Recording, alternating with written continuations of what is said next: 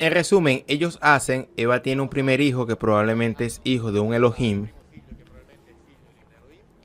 Luego tiene el segundo hijo que es hijo de Adán y es la especie que querían los Elohim del Gan Edén. Genéticamente pura, el cruce entre Adán y Eva o Eva, sin otras intervenciones de otro patrimonio genético. Ok, así cerramos.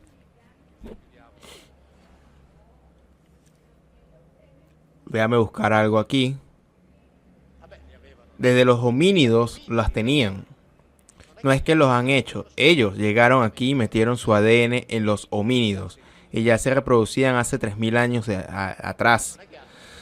O 3 millones de años atrás. No es lo que han fabricado ellos. Ellos transformaron los homínidos que ya estaban aquí. Al Erectus, el Habilis.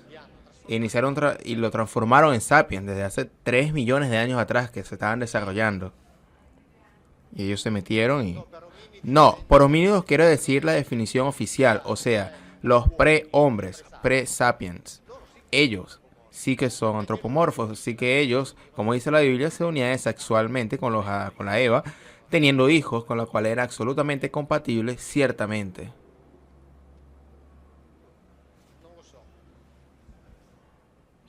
Hay una hipótesis, la cintura. En uno de los libros sabéis que la Biblia habla de los Nephilim, es decir, los gigantes. Parece que fuesen una raza diferente respecto a los Elohim, porque en la Biblia las pocas veces que los menciona los describe como hostiles a los Elohim. Combatían contra, al menos hostiles a Yahvé, en el sentido que combatía contra los israelitas. Estaban en las filas de los enemigos de Israel. Goliat era probablemente uno de esos. Que dice la Biblia que tenían 6 dedos en cada mano, 6 dedos en cada pie. Dormían en camas de 4 metros de largo por 2 metros de ancho y la Biblia dice, allí se puede ver aún una de las camas donde dormían los Nephilim, 4 metros por 2 metros. Nephilim es también un término plural. El término singular, nefila, que es arameo, tiene un solo significado, no tiene más. Constelación de Orión. Por tanto, si Nephilim es el plural de Nefila, volvamos otra vez a la constelación de Orión, los de Orión. Que entre otras cosas es uno de los lugar entendido como zona del cielo identificada con la constelación de Orión. Porque la constelación de Orión no es que sea una cosa dibujada plana, las estrellas de Orión están a millones de años de distancia unas de otras. Pero la zona identificada, que es esa constelación, uno de los lugares de providencia, de alguna, al menos de una, dicen los Vedas, de los 400.000 especies humanoides que habitan en el universo, de los cuales muchos han llegado aquí. Algunas habrían llegado de una zona que se llama Girgashira, que en sánscrito significa cabeza de antílope, que es un cúmulo de estrellas que se encuentran detrás de la estrella Betelgeuse, que es la espada derecha de la constelación de Orión, que tiene a Betelgeuse, Bellatrix, Rigel, Saib, Anika, Nilam, Miltaka por la cintura. Dice alguien en el público que no se oye esa pregunta. Allí les llama Neteru, los guardianes, controladores, o los Shemsu, Ors, los compañeros de Horus. Por lo tanto, eran los equivalentes egipcios de los Elohim bíblicos.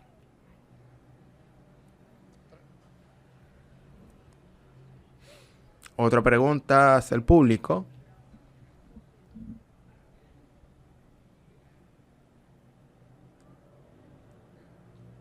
Digamos que las primeras intervenciones las podríamos colocar en el periodo que la genética oficial dice que en la Tierra apareció el primer grupo de Evas mitocondriales. La llaman justo así Eva mitocondriales, que quiere decir que las primeras mujeres que han traído al Sapiens, que son esas a través de las cuales con ellas se inició, han sido transmitidos todos los mitocondrios que tenemos, que pueden ser transmitidos solo a través del óvulo femenino porque no caben en los espermatozoides. Estos mitocondrios que tenemos, los espermatozoides tienen sus pequeños mitocondritos, pero hablemos de otros. Y esto es situado más o menos hace unos 250.000 años por la genética oficial. Entonces, las primeras intervenciones, ellos podrían haberlas hecho hace 250.000 años. El Adán, que es otra cosa, el Adán y la Eva, no son los progenitores de la humanidad. Son los primeros de una estirpe, de una raza específica, que los Elohim hicieron para ellos probablemente en torno de 4500 a.C. Por tanto, Adán y Eva están muy cerca de nosotros, muy, pero muy cerca. No, los otros somos nosotros, son los sapiens que exploraron la Tierra. Esa es la raza de Adán y Eva. Cuando se dice que los hombres antiguos vivían 900 años, no, los adamitas vivían 800, 900 años. Porque tienen un fuerte componente genético de los Elohim.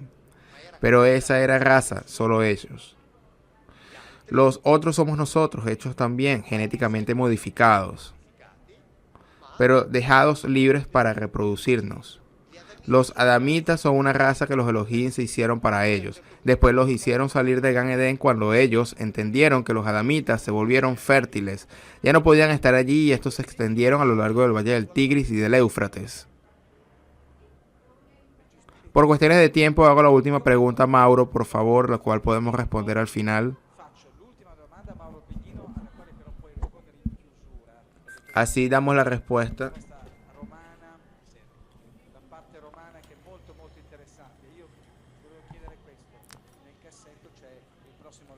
Así damos la respuesta romana, la parte romana, que es muy interesante.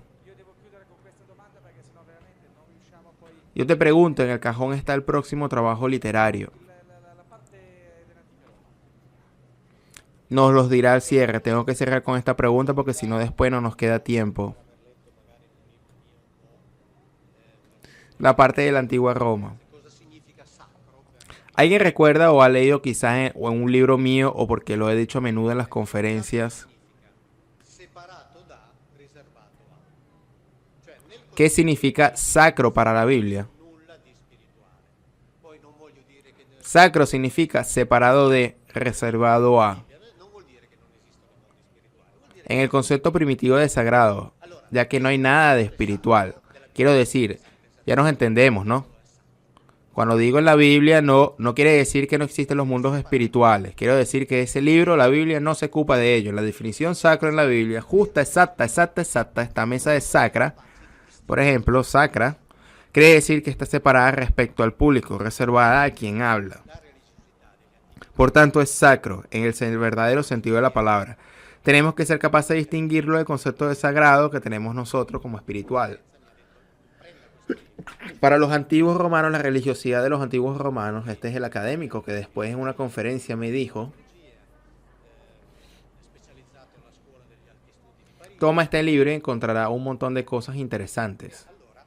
Licenciado en Filología, doctorado en Filología, especializado en las escuelas de altos estudios de París, etcétera, etcétera, etcétera. Se dice que la primitiva religiosidad de los romanos estaba absolutamente libre de cualquier forma de mitología. No había los dioses. Era parte del orden social y político, que se manifiesta en un conjunto de artes y rituales rígidas establecidos a través de documentos, lee Mauro Biglino, que tiene como finalidad la prevención de la estabilidad de la sociedad. Y si es frase le quito de aquí y la pongo como descripción de la relación entre los Elohim y bíblicos y sus sometidos, es exactamente igual. El adjetivo sacer, sagrado, indicaba lo que se pone aparte, lo que es separado de la totalidad, para ser destinado a ellos, exactamente como en la Biblia. En la Biblia, os conté antes lo de los dos corderos. El cordero se convertía en sagrado cuando lo sacaban de rebaño y decía, este es para él, o sea, lo tenemos que matar y quemar para él. Desde aquel momento era sagrado, pero no sagrado en el sentido espiritual. Tiene su significado. Sagrado quiere decir que lo quitemos de aquí y se lo demos a él, que nada tiene que ver con ello. Por tanto, sagrado es lo que pertenece al Dios. Y en las cosas que pertenecen al Dios, os dije antes, ¿no? Que grasa era. ¿Recordáis que os leí que grasa era? Bien, ¿sabéis qué querían los dioses romanos? El mentum. La grasa sobre todo lo que envuelve las vísceras, que era considerada la porción por excelencia para los dioses. Los dioses romanos querían exactamente las mismas cosas que querían los dioses bíblicos. Exactamente las mismas cosas. En el libro publicado por Mondadori veréis que los dioses griegos querían exactamente las mismas cosas que querían los Elohim bíblicos. Medio Oriente, Grecia, Roma, todas las mismas cosas, todos por iguales. Aquí está escrito, por ejemplo, la consagración al Dios. Consagrar quiere decir convertirlo en sagrado, separarlo y dedicarlo para él. Era generalmente una sustancia alimenticia vegetal o animal. Estos querían comer y se lo tenían que dar sus súbditos. La definición de Dios eran los dioses, eran personas, individuos, mucho más potentes que el hombre en cuanto a fuerza, capacidad y longevidad de estos dioses. Exactamente como los Elohim bíblicos, pero mortales, exactamente como los Elohim bíblicos. En mi libro cité uno de los pasos de los textos griegos donde uno de estos dioses dice: en aquella batalla estuve a punto de morir, me fue bien.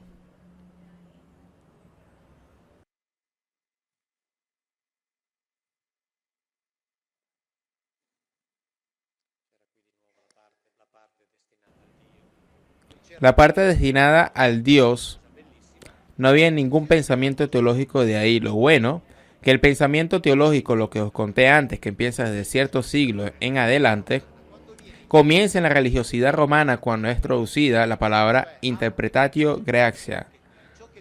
Es decir, también aquí, lo que no tiene nada de teológico, desde cierto punto en adelante comenzó a ser objetivo de una interpretación teológica. Pero en el inicio no lo era. Estos eran individuos de carne y hueso que comían, bebían, establecían una relación contractual con sus súbditos. Decían: vosotros nos dais cosas, hacéis lo que os pedimos y nosotros os ayudamos. Vosotros no hacéis lo que nos pedimos y nosotros os masacramos. Eso es todo, exactamente como los Elohim bíblicos. Biblia, Grecia, Roma. ¿Por qué cito esto? Porque citar los textos orientales es demasiado fácil. La evidencia es totalmente grande. Totalmente grande la evidencia de la relación con aquellos, pero no hay necesidad de citarlos para hacer la comparación. Sin embargo, con los griegos y con los romanos sí. ¿Por qué? Más allá de hacer estos otros enemigos, no tengo bastante en este ámbito. Esto es algo que nadie piensa. Porque los romanos, bueno, la mitología, los griegos, la mitología, no, exactamente los mismos relatos, exactamente los mismos. Según Flavio Josefo, sí, Flavio Josefo en el año 70 después de Cristo escribe que cuando llegan los romanos, esto los encontráis en el libro de Flavio Josefo, La guerra de los judíos, el libro sexto, versículo entre el 290 y el 300. Dice que cuando llegan los romanos, los sacerdotes que estaban en el templo, escuchan en la parte más interna del templo, que era la morada de ellos, un gran estruendo después de una voz que dice: nosotros abandonamos este lugar. Y dice que el mes de Artemisio, que es el mes que fue visto, una visión que si no lo hubiesen visto tantos testigos no sería creída. Numerosos carros celestes rodeaban la ciudad durante las nubes del 70 después de Cristo. Entre las nubes se marchan 70 después de Cristo Flavio Josefo, carros celestes que rodean Jerusalén cuando llegan los romanos.